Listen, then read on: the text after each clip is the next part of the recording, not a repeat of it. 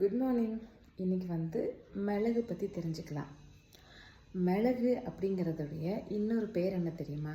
யவனப்பிரியா. மிளகு சாப்பிட்றதுனால நமக்கு நல்ல ஒரு சௌந்தரியம் கிடைக்கும் அப்படிங்கிறதும் அதுக்குரிய அர்த்தம்.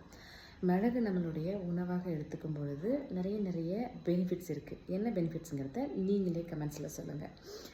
அதே மாதிரி கிபி 5ஆம் நூற்றாண்டு வரைக்கும் நம்ம நாட்டில் மிளகு மட்டும்தான் பயன்படுத்திகிட்டு இருந்தாங்க. மிளகாய் அப்படிங்கிறத பயன்படுத்தலை.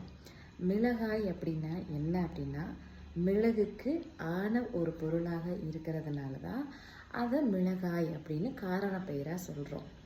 மிளகு போலவே இருக்கக்கூடிய காரம் தரக்கூடிய ஒரு பொருள் அப்படிங்கிறது அதோட அர்த்தம்.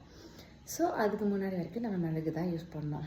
பகைவன் வீட்டில் சாப்பிடும்போது கூட கையில் 10 மிளகு எடுத்துகிட்டு போனால் எதுவும் பண்ணாது அப்படின்னு நம்ம பெரியவங்க சொல்லுவாங்க. இந்த மாதிரி